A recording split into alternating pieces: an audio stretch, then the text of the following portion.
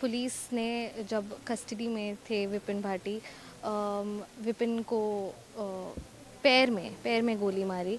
तो आपसे जब सुबह को हमारी बात हुई थी, आपने कहा था कि आप चाहते हैं कि एनकाउंटर हो और एक तरीके से वही हुआ है। तो अब आपके मन में क्या ख्याल है? मुझे तसल्ली है पुलिस वालों की तरफ से, सही किया उन्होंने, होना भी यही चाहिए। एक परस चोर वाले के मार सकते हैं तो इनके मारने में क्या दिक्कत हो रही है? ये तो दरिंदे हैं। जो मोबाइल चोर है उसके मार रही है पुलिस तो गोली। ये तो और ज़्यादा अपराधी हैं, इनको तो साले गोली की जगह सीधी गोली सीने में उतारनी चाहिए ऐसे दरिंदे को। तो फिर भी क्राइम करके कस्टडी में से भग रहा, तो ऐसे इनको तो मौत के घाट उतार देना चाहिए।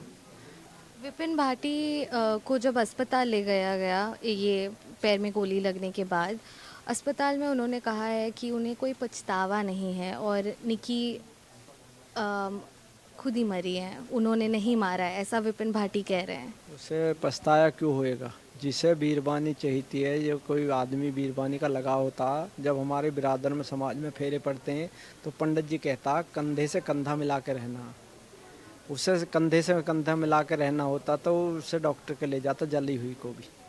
वो जली हुई को कोई सा सदस्य भी उसके साथ गया था, जली हुई को छोड़ के चला गया। एक पड़ोसी को पता लगी, वो उठा के लेगा। जैसे हमें कोई मरीज मिल जाए रास्ते में तो हम उसे डॉक्टर के डाल दें, तो हमारा तो भगवान देख रहा, उसका भी भगवान देख रहा जो गलत काम करके जा रहा।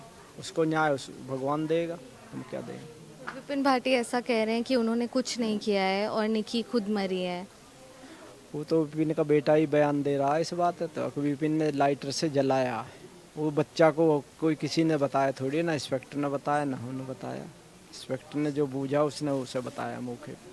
उस बच्चे को हम ये टॉर्चर नहीं करना चाहते कि बच्चे की जो सोच गलत बदल जाए। बच्चे की अभी बुद्धि ऐसी है कि ना जाने उल्टा पलट जाए। अब चल रहा हो पढ़ाई की लाइन में, फिर दूसरी लाइन में पहुंच जाए। तो बच्चे को हम ऑलरेडी आपके सामने नहीं लाना चाहते। हमने एक बार वहाँ बयान दिवा दिया और हमें कोई बयान की जरूरत नहीं है। सर, अब जो बाकी और 3 लोग हैं, विपिन भाटी के भाई और माता पिता, वो अभी भी फरार हैं। उनके विषय में पुलिस कह रही हैं कि अभी भी ढूंढ रहे हैं, पकड़ने की कोशिश जारी है। हाँ, वो कह रहे हैं, आश्वासन दिया उन्होंने। हम प्रदर्शन करा था थाने पे, तो उन्होंने बताया हम 2 दिनों में अरेस्ट कर लेंगे। पुलिस प्रशासन काम कर रही है सही। पर आपकी अभी भी सुबह को जब हमारी बात हुई थी, आपने कहा था कि आप एनकाउंटर चाहते हैं, एनकाउंटर हो।